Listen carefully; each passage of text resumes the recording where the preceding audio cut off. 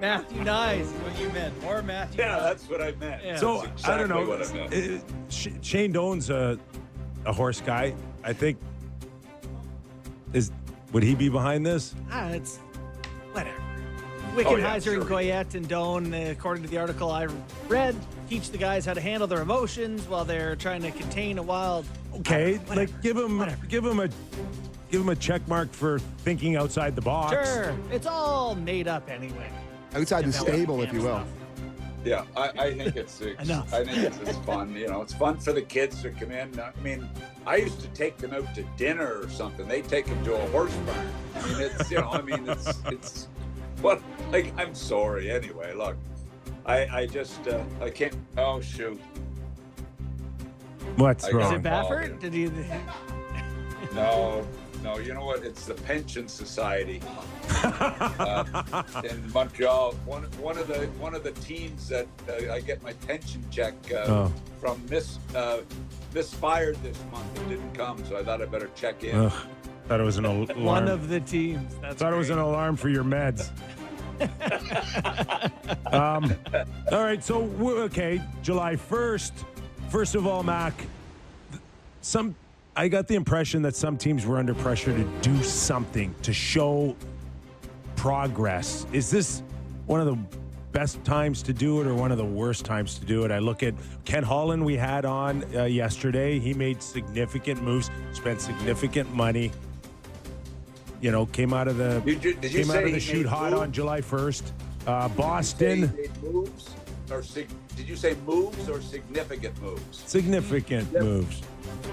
So, No. Look, I was at the draft, as I told you, and I'm serious. It was a disaster. Okay, What was a disaster, Mac? A lot of kids went home happy. Where's the disaster? It was great for the kids, but the Goo Goo Dolls and company, I just, like, enough already. But July 1st, I was really excited because there's no, like, when you're team building or team construction is done by the draft and free agents and waivers and trades. That's the four ways you build a team. It's a big, big day, both of them, in 1 week.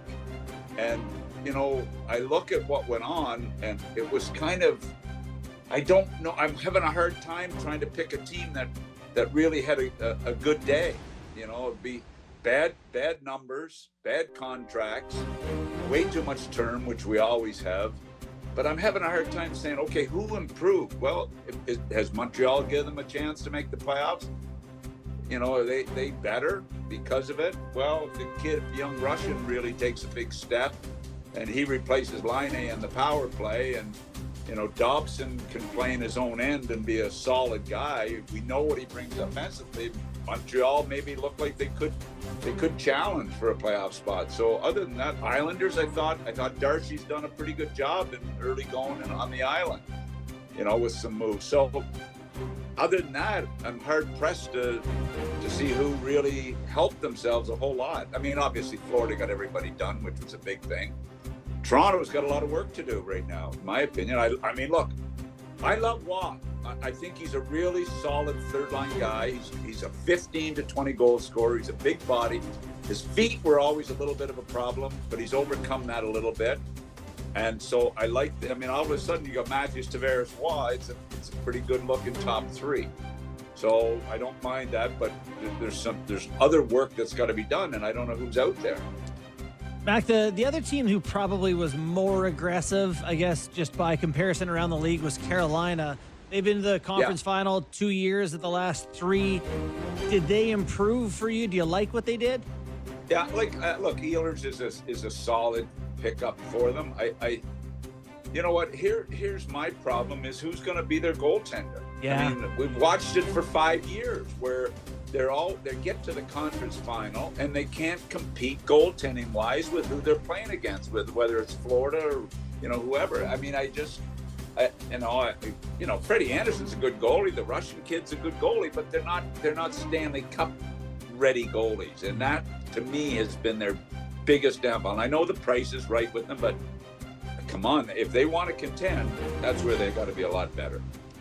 Let's turn the page on the Edmonton Oilers, and they kind of cleaned up a little bit of their salary cap with Kane and Arvidsson gone and Corey Perry gone. And, you know, your thoughts on Bouchard at $10.5 million for 4 years. And where is this Connor McDavid story going for you, Mac? Well, look, it's really interesting. You know, Dobson's deal made Bouchard another $1 million. I mean, Dobson, I happen to like Dobson. He's a PEI Summerside kid, and he's one of the nicest kids you'd ever meet. He didn't play very well in his own end on the island, and he's got to improve that. And he's going to become he's got to become more of an all-round guy. We know what his offense is, so I like that. Edmonton, Bouchard, I mean, they had to give it to him, I guess. I mean, he was real good, and he was real average.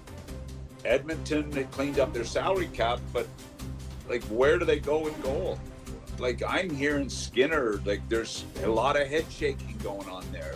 Skinner may even want to be moved. He may want to go somewhere else and give himself a chance to become, to step out and become the guy.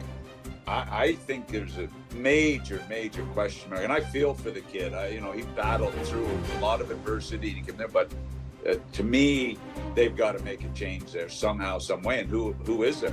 But I'm loving the free agency next year with McDavid and Kaprizov. Like, people are talking about Kaprizov. What is this guy going to get paid in Minnesota?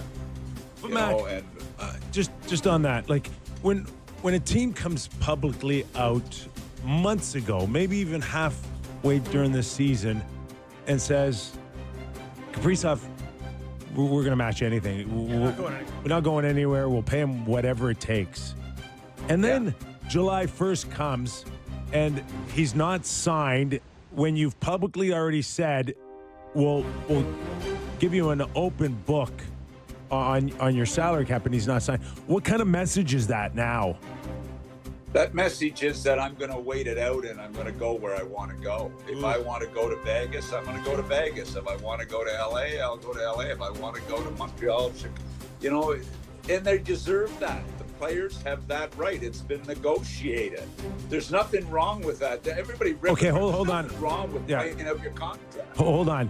There is something wrong with that, because Mitch Marner just did that, and he's getting killed. Yeah, well, that's too bad. He's getting killed, but he's got the right to. That's the CBA negotiated that. By the way, the CBA, was that a good deal for the players? Have you guys broken that down? They can